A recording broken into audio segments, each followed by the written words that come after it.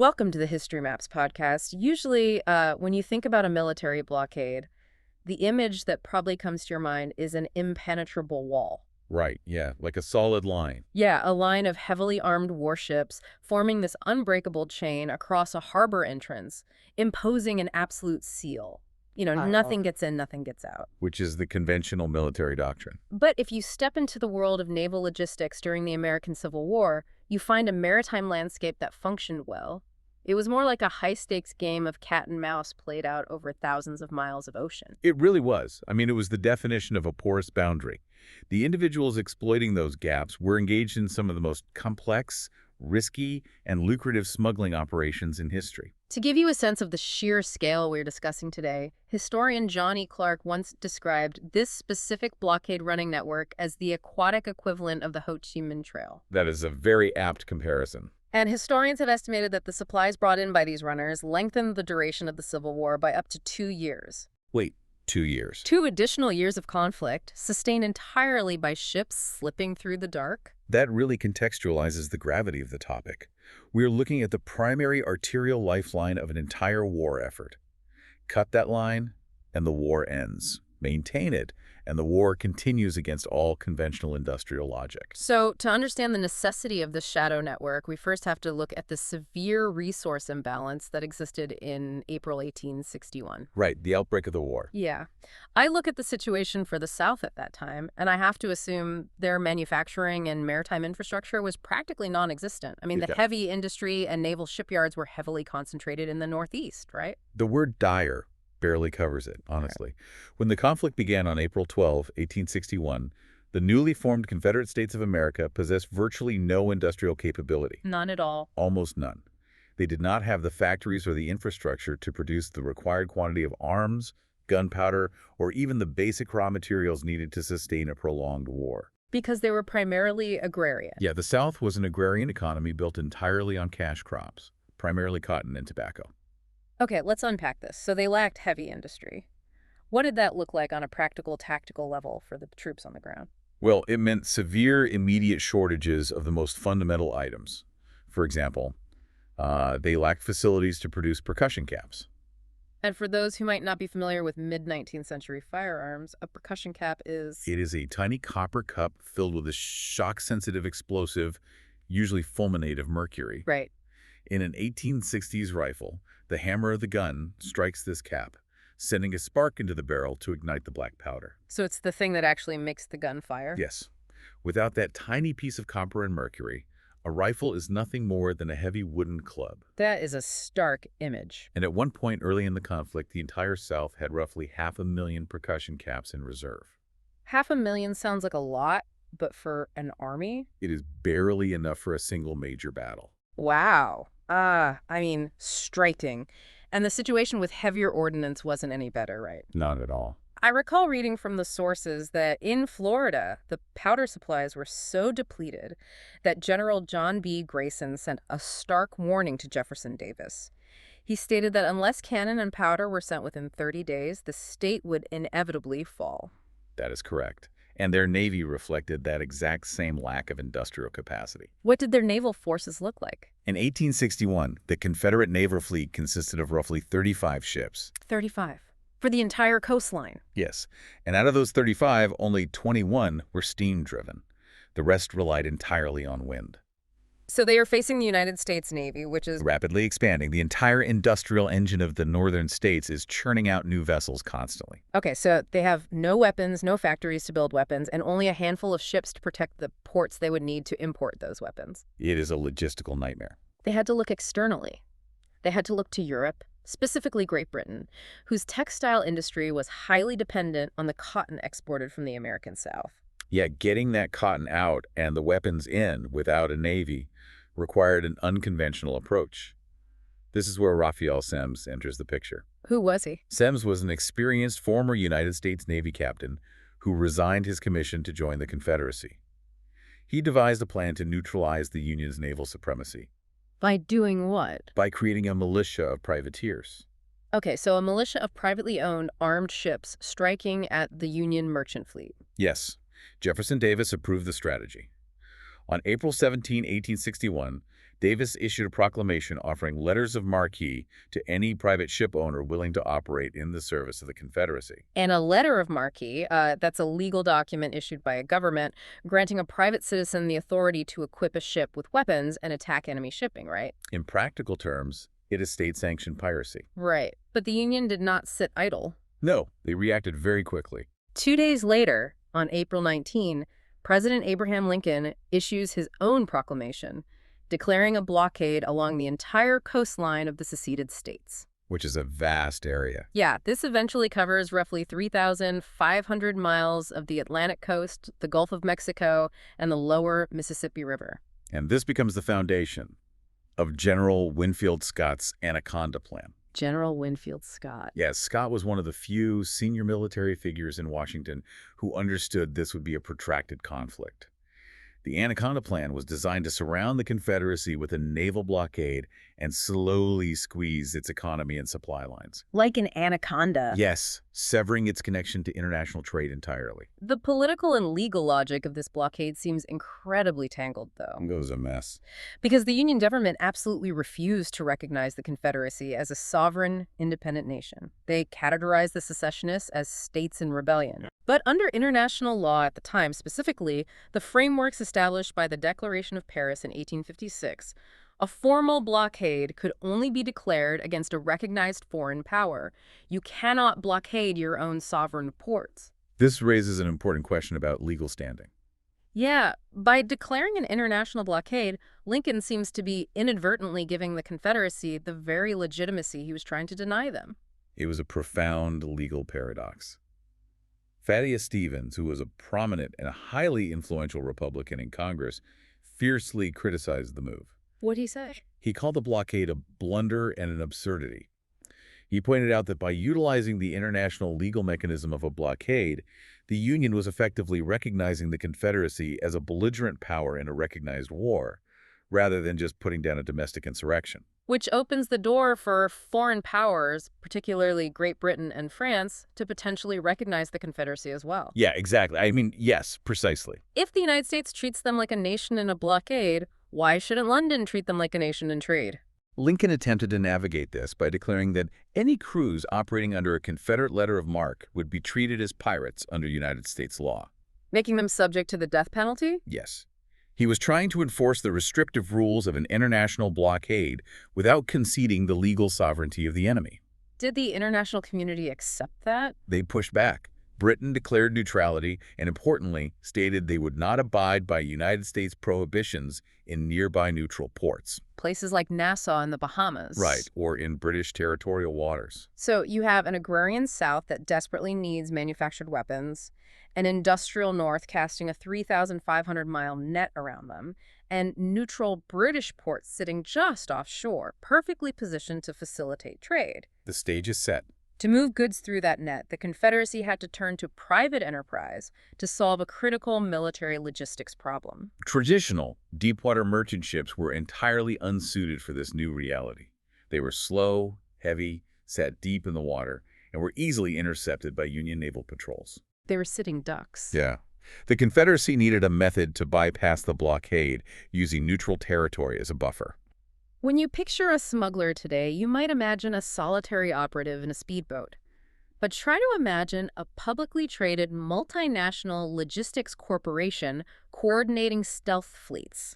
It is a totally different scale. You end up with a highly organized geographical triangle of trade. You have the southern ports like Wilmington or Charleston on one point.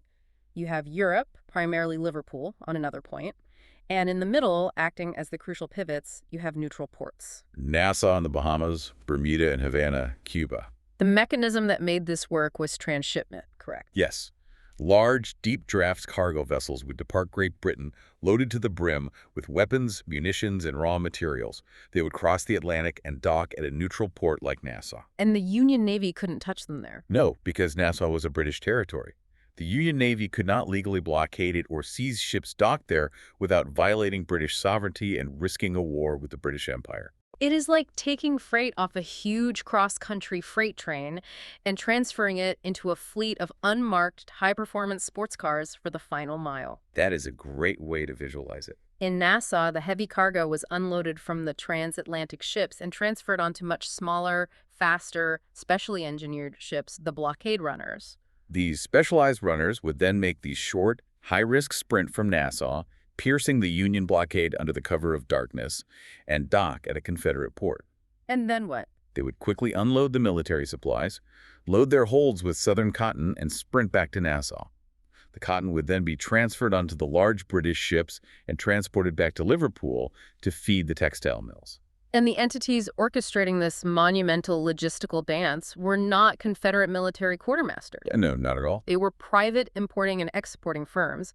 The most prominent among them was John Fraser and Company, a highly respected firm based in Charleston.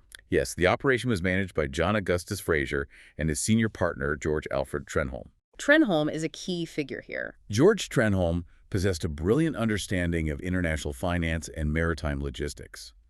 His firm, operating as Fraser, Trenholm and Company out of their Liverpool offices, became the financial heart of the Confederacy's operations in Europe. Even before the conflict began, they already controlled a fleet of seagoing vessels running routes from Liverpool to New York and Charleston, right? Yes. So once the blockade was implemented, they essentially pivoted their entire corporate infrastructure to serve the Confederate war effort. They just flipped the switch. They negotiated for steamship services, purchased arms in Liverpool, and managed the complex financial instruments required to ship them to the South.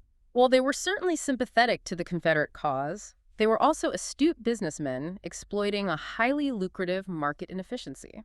The profit margins generated by the blockade were staggering. I can imagine. The blockade created artificial scarcity. Inside the Confederacy, the price of manufactured goods and munitions skyrocketed because supply was cut off. And at the same time, Simultaneously, the price of cotton inside the South plummeted because the planters had no way to export it to their usual buyers. conversely, in Europe, the price of cotton surged astronomically because the southern supply line had been severed. Exactly. I mean, yes.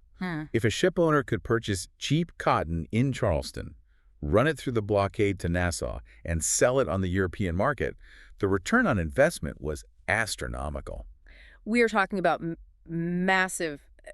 enormous profits. A single successful run could pay for the cost of the ship itself. The system relied on an intense export-import imbalance. Outbound vessels exported cotton and tobacco to generate European capital. Inbound vessels brought the absolute necessities of war, Firearms, artillery, lead, and saltpeter. which is the potassium nitrate essential for manufacturing black powder. Yes.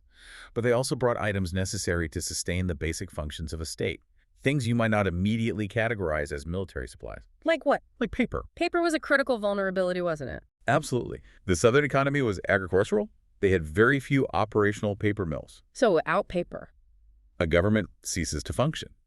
You cannot print currency to pay soldiers, you cannot issue written military orders, you cannot maintain logistical records, and you cannot operate a postal service. there is a telling detail regarding the 1862 Confederate postage stamp, known in the Scott catalog as CSA 6. Yes, the 5-cent stamp. The paper required to print that specific stamp, along with the actual printing plates themselves, had to be smuggled through the Union blockade. That detail perfectly encapsulates the fragility of the Confederate state apparatus. Even the most mundane bureaucratic function, mailing a letter, relied entirely on a specialized ship evading naval artillery in the middle of the night. It exposes the inherent weakness of fighting an industrialized war without an industrial base. It does. So the Confederacy had the neutral ports, and they had the corporate backing of firms like Fraser, Trenholm, and Company. But relying entirely on private firms for military procurement is inefficient. The government needed boots on the ground in Europe. Right, to locate the specific weapons, test their quality, negotiate the bulk purchases, and arrange the shipments. This required a clandestine procurement network. The coordination of this effort was directed by Major Josiah C. Gorgas, the head of the Confederate Ordnance Bureau. Gorgas was an interesting figure. He was. He was a Northern-born West Point graduate, but he had married a Southern woman and aligned with the secessionist movement. And he was a deeply pragmatic logistician. Very pragmatic. He understood immediately that domestic production would never meet the Army's needs, so he architected the system to import survival. Gorgas collaborated closely with Charles Prelow, who managed the Fraser-Trenholm office in Liverpool, but Gorgas also deployed his own specialized agents to Europe. Most crucial of these was Captain Caleb Hughes. Caleb Hughes, another West Point graduate. Yes, commissioned specifically as a purchasing agent, his mandate was monumental. Secure weapons contracts with foreign manufacturers while operating without official diplomatic status. Hughes's deployment was fraught with challenges from the very beginning. He departed the South in April 1861, traveled to New York to meet with financiers to secure initial funding. Right under the Union's nose. Yeah, and then sailed across the Atlantic, arriving in Liverpool on May 10. I have to imagine that when he arrives in Liverpool, he finds a market that is already chaotic. Oh, he finds a market completely saturated with aggressive buyers from the north. Because the Union needs weapons too. Yes, Union agents had arrived earlier, with actual United States government backing and hard currency buying up nearly every available firearm. And what was Hughes looking for specifically? He was specifically seeking Enfield rifles. The British equivalent of the Springfield rifle utilized by the Union Army. Yes, known for their reliability and accuracy.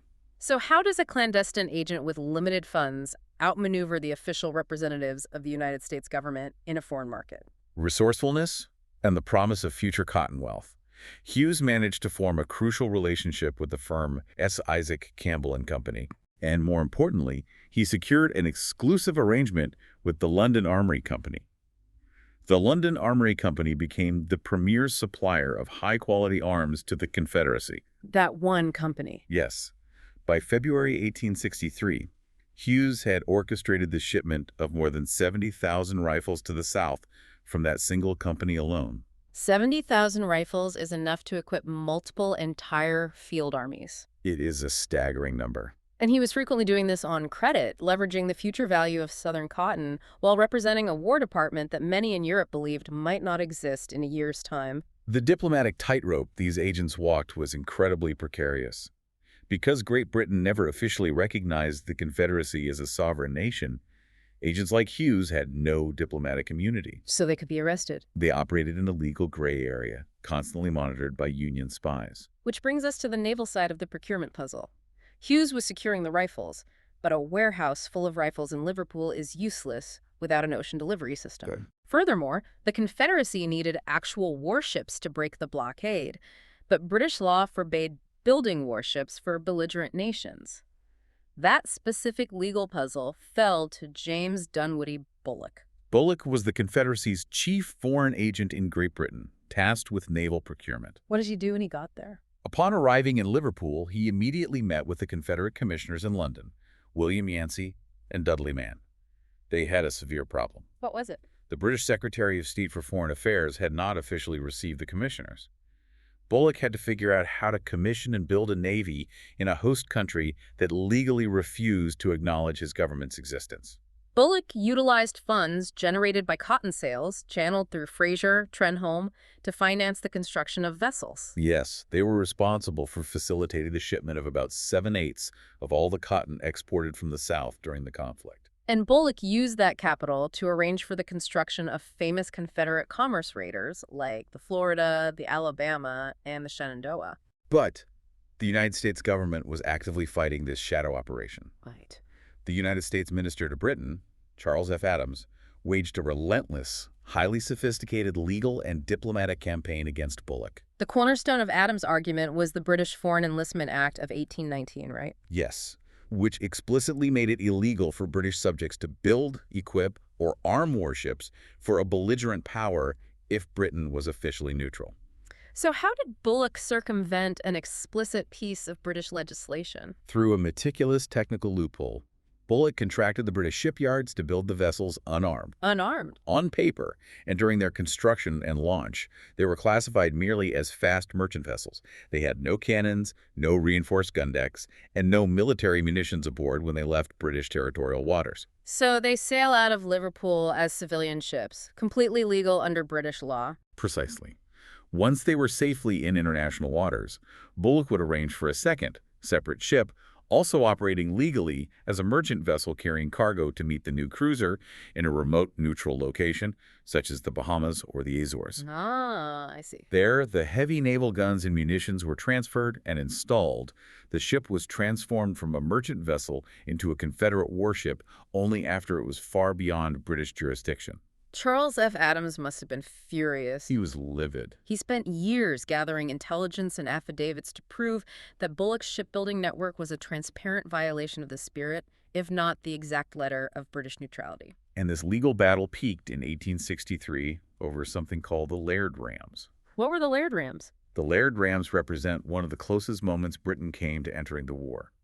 Bullock had contracted with the Laird shipyard in Birkenhead to construct two heavily armored ironclad warships equipped with iron rams on their bows. So not just standard ships. No, these were not mere commerce raiders meant to harass merchant ships. These were state-of-the-art instruments of naval supremacy designed specifically to smash through wooden Union blockaders and break the blockade wide open. The threat these ships posed to the Union Navy was existential.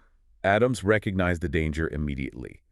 He delivered a blunt ultimatum to the British government, stating unequivocally that if the Laird Rams were permitted to leave British waters, the United States would consider it an act of war by Great Britain. That is a serious escalation. The British authorities, ultimately unwilling to risk a catastrophic war with the United States over Confederate shipbuilding, seized the two Laird Rams before they could be delivered. Which was a devastating setback for Bullock. A huge blow. From that point forward, British authorities heavily monitored his operations, forcing Confederate agents to turn toward French shipbuilders to commission advanced vessels like the armored ram Stonewall. So Hughes is purchasing the rifles, Trenholm is managing the complex finances and cotton bonds, and Bullock is attempting to build the naval escorts. But the final, most critical step is the physical transport of the goods from Nassau into Wilmington or Charleston. The hardest part? Yeah. The old deep-water merchant ships were obsolete for this task. Piercing the Union blockade required a revolution in naval architecture.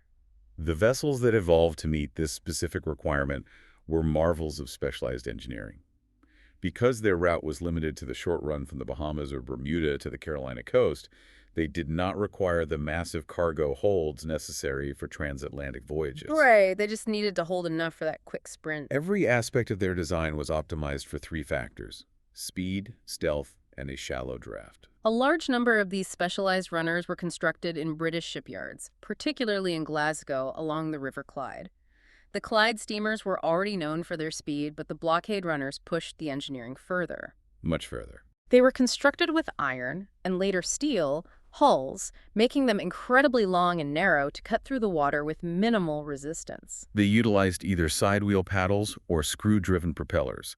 Those side-wheelers were often preferred for specific reasons. Why side-wheelers? The coastal waters of North and South Carolina are notoriously treacherous, filled with shifting shoals, hidden sandbars, and shallow inlets. The heavy Union warships, with their deep drafts, required deep water to operate. They could not approach the shoreline closely without running aground. And a side-wheeler has a distinct advantage in those shallow coastal waters. Yes. A sidewheel steamer typically has a shallower draft than a vessel relying on a large screw propeller mounted deep beneath the stern.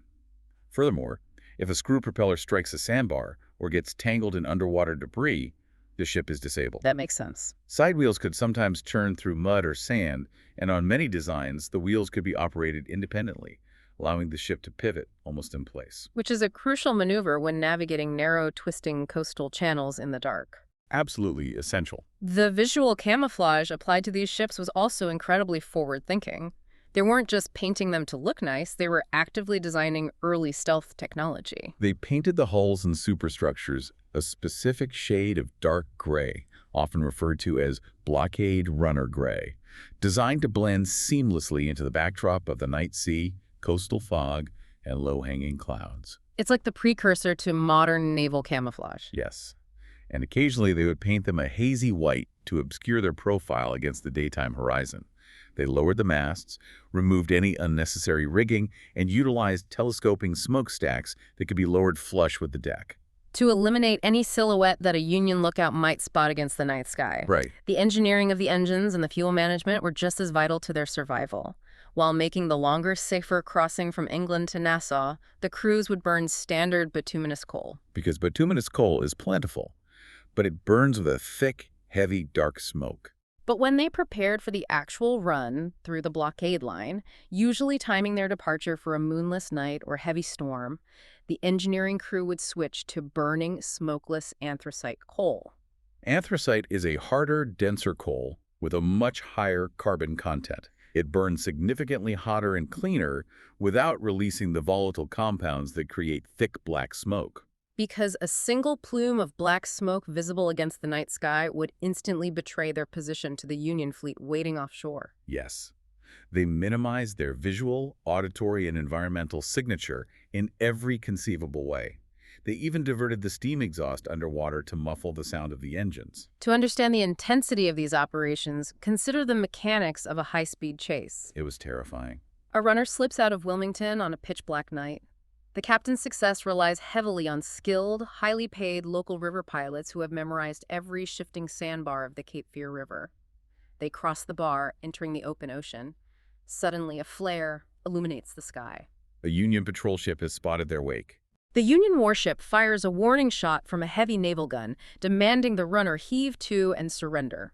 At that precise moment, it ceases to be a stealth operation and becomes a pure drag race. A drag race on the ocean. The Union blockaders were heavily armed, but their bulk often made them slower.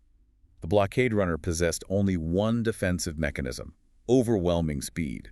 The engine room crew would begin shoveling coal into the boilers at a frantic pace, trying to generate maximum steam pressure. And if the anthracite coal was not generating enough heat quickly enough to outpace the Union artillery, the engineers employed a desperate, highly dangerous tactic. They would take bales of raw cotton, drench them in turpentine, and hurl them directly into the roaring furnace. Wow. I mean, wait, turpentine-soaked cotton? The turpentine-soaked cotton ignited instantly, producing a massive, violent spike in thermal energy.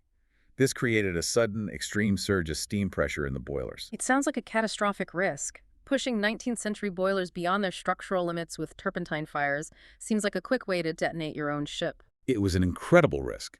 The boilers could easily rupture, killing the engineering crew instantly.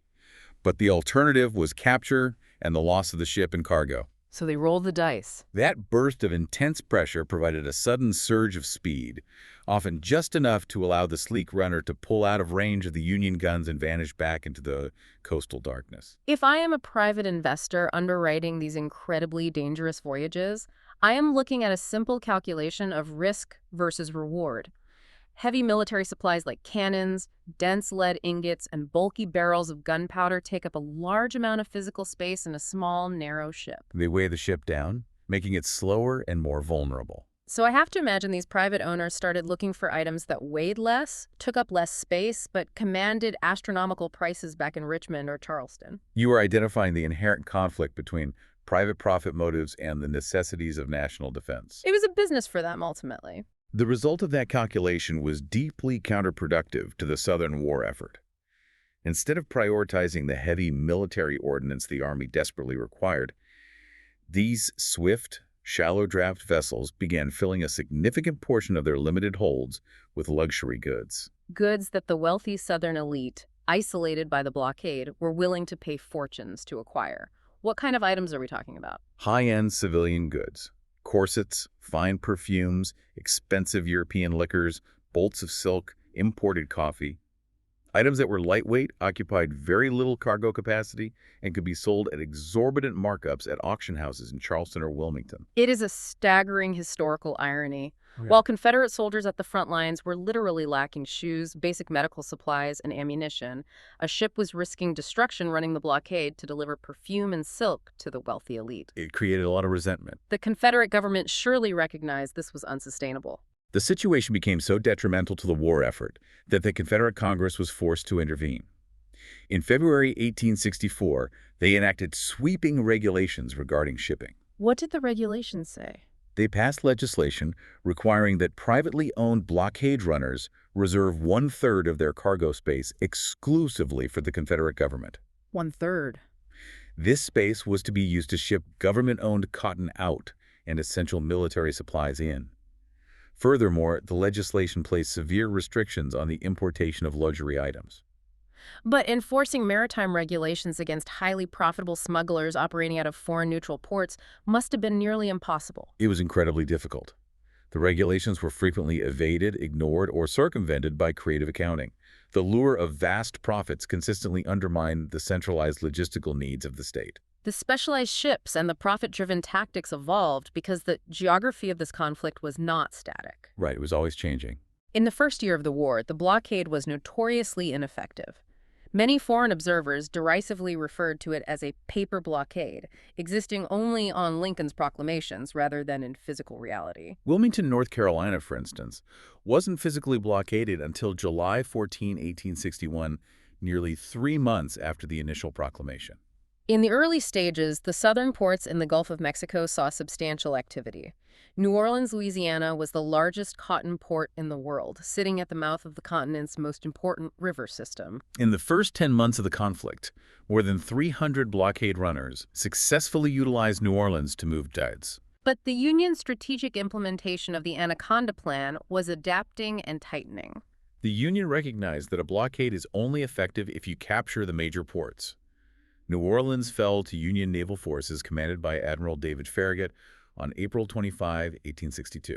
The loss of New Orleans was a catastrophic blow to the South's logistical network. Huge blow. The runners had to shift their operations to less prominent harbors. Where did they go? The primary operations shifted to Mobile, Alabama. However, as the Union Navy secured control of the Mississippi River and steadily increased its patrol presence in the Gulf of Mexico, navigating into Mobile became increasingly perilous. So they moved again. Consequently, the blockade runners shifted their routes further west to Galveston, Texas, particularly after the summer of 1864. For the Texas routes, they frequently utilized Havana, Cuba, as their neutral transshipment point rather than Nassau. But while the Gulf port struggled, the undisputed crown jewel of the blockade-running enterprise, the central depot that sustained the war effort for years, was Wilmington, North Carolina. Wilmington possessed a unique geographical advantage that made it nearly impossible to blockade effectively with mid-19th century naval technology. The city was situated safely up the Cape Fear River, protected at the river's mouth by a formidable earthwork fortification known as Fort Fisher. And the entrance to the river itself was the key, correct? It wasn't just a single channel. Exactly the opposite. The mouth of the Cape Fear River was divided by a large, treacherous area of shifting sandbars known as frying pan shoals. This created two distinct, widely separated navigable entrances into the river. This specific geography meant the Union Navy had to stretch its blockading fleet over a massive arc covering both entrances. So a fast, shallow draft runner could wait for a dark night, spot a gap in the Union patrol at the northern entrance while the fleet was investigating a decoy or distracted at the southern entrance, and slip right past them. And Wilmington had direct, secure rail connections stretching north to Richmond, Virginia, allowing the smuggled munitions to be loaded onto trains and sent directly to Robert E. Lee's Army of Northern Virginia. Let's look at some of the notable vessels that operated in this environment. The historical records list some absolute all-stars of the blockade-running fleet, and analyzing them gives us a better understanding of how the tactics evolved. Let's examine the SS Siren. The Siren is a remarkable case study in the success of specialized engineering. She was a privately owned iron-hulled side-wheel steamer constructed in Greenwich, England in 1863. Owned by the Charleston Importing and Exporting Company, she embodied every design principle we discussed, 169 feet long, incredibly fast, featuring a shallow draft, and painted to vanish in the fog. She made her inaugural run on November 5, 1863, traveling from Nassau to Wilmington. How did she manage to survive for so long in such a heavily patrolled environment? Her longevity was a combination of her advanced sidewheel maneuverability, which allowed her to navigate shallower coastal channels than her pursuers, and the sheer skill of her river pilots. The Siren completed a record 33 successful runs through the blockade. 33? That stands as the highest number of successful runs achieved by any single vessel during the war. Her remarkable streak ended when she was finally captured in Charleston Harbor on February 18, 1865. Alongside several other notable steamers like the Celt, the Deer, and the Lady Davis. Another significant vessel was the CSS Advance. This was a side-wheel steamer built in Greenock, Scotland in 1862, originally launched under the name Lord Clyde. The state of North Carolina actually purchased the vessel in 1863, renamed it the Advance, and utilized it to run supplies specifically earmarked for North Carolina troops, highlighting how individual states were managing their own logistical networks. The Advance completed 20 successful runs before being intercepted and captured by the USS Santiago de Cuba off the coast of Wilmington on September 10, 1864. And the Union Navy did not just scrap these captured ships, did they? They often repurposed them. It was a deeply pragmatic military strategy. The Union Navy required fast dispatch vessels and specialized ships to catch the remaining runners. When they captured a vessel like the Advance, they were seizing some of the fastest maritime technology on the planet. They simply armed her, renamed her the USS Frolic in 1865, and put her to work enforcing the very blockade she had been built to evade. The story of the SS Fingal presents a fascinating look at how these ships could be radically transformed. Commanded by James D. Bullock himself, the Fingal was an iron merchant screw steamer, 462 tons, built in Scotland. She holds the distinction of being the first vessel to run the blockade directly from Britain without stopping at a neutral port. She arrived in Savannah, Georgia in November 1861, carrying an enormous cargo. Thousands of Enfield rifles, heavy cannons, and crucial military supplies. However, her deep draft became a fatal liability. After unloading her cargo in Savannah, the Fingal found herself trapped. The Union blockade had tightened significantly around the port, and the ship lacked the shallow draft capability to slip out through the coastal marshes. She made 2 unsuccessful attempts to break out into the open ocean. Recognizing that this valuable iron hull was effectively imprisoned, the Confederate Navy made a drastic engineering decision. They executed a complete structural conversion. They cut the Fingal down to her waterline, removing all her merchant superstructure. Upon that iron hull, they constructed a heavy casemate. Right. A casemate is a heavily armored, sloping wooden structure covered in thick iron plates, designed to house heavy artillery while deflecting incoming cannon fire. They transformed the stealthy smuggler into a heavy ironclad warship, christened the CSS Atlanta. She served as an ironclad defending the waters around Savannah. But on her second major sortie, she engaged 2 advanced Union Monitor-class ironclads. She was outmaneuvered, outgunned, forced to surrender, and, mirroring the fate of the Advance, was repaired and put into service by the Union Navy on the James River as the USS Atlanta. The operations were not entirely limited to these advanced British-built steamers. There is the fascinating account of the Scottish Chief.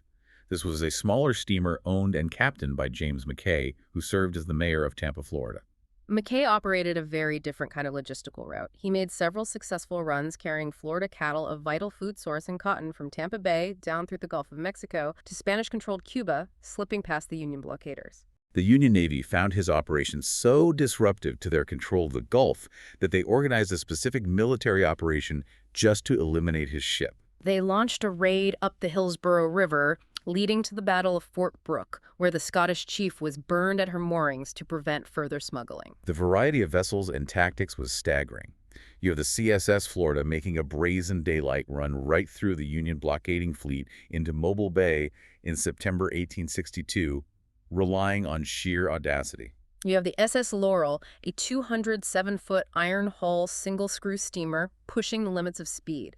The list of vessels demonstrates a constant evolution of technology attempting to outpace the Union's growing naval dominance. When we evaluate this entire 4-year maritime struggle, we have to look at the macro effect.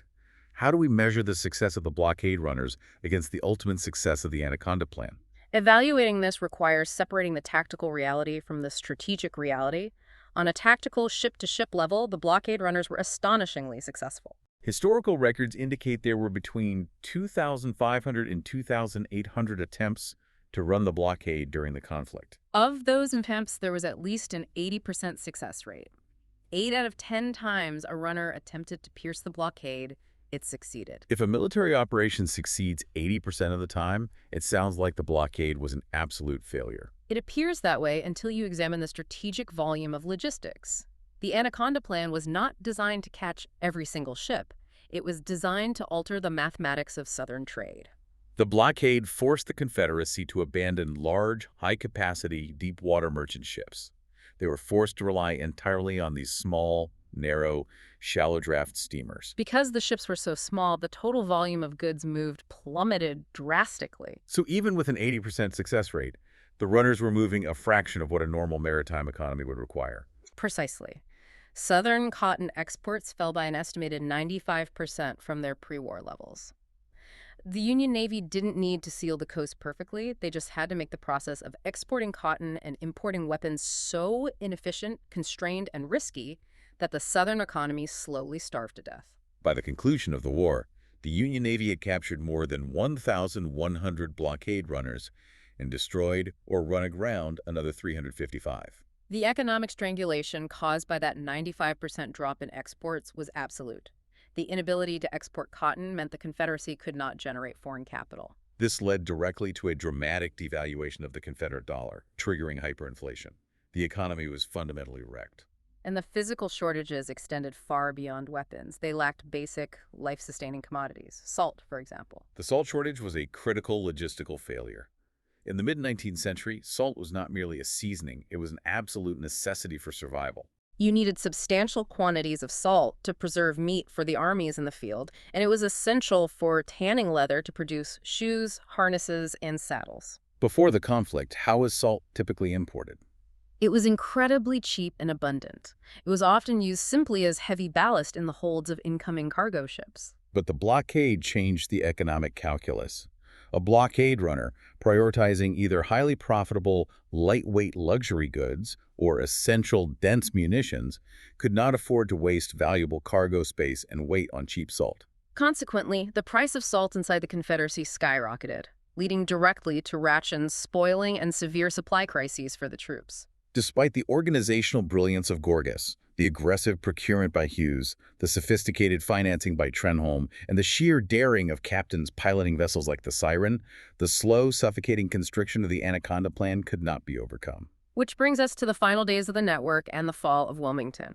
By late 1864, the Union had captured or sealed nearly every major port. Wilmington, North Carolina, protected by the formidable guns of Fort Fisher, remained the last major lifeline open to the Confederacy. The sheer volume of material funneling through that single remaining port highlights its importance.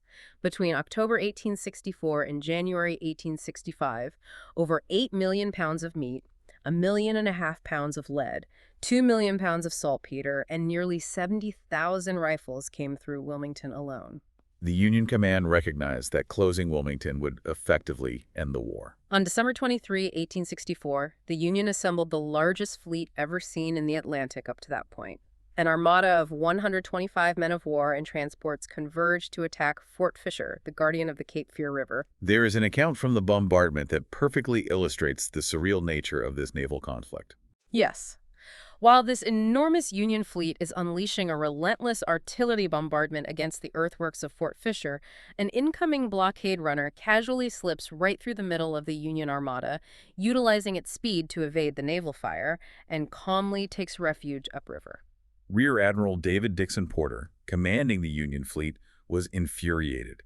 He actually wrote a dispatch to the War Department complaining that the blockade runners were essentially playing around his heavy warships because the runners were engineered entirely for speed and maneuverability. But speed and maneuverability could not withstand a sustained siege.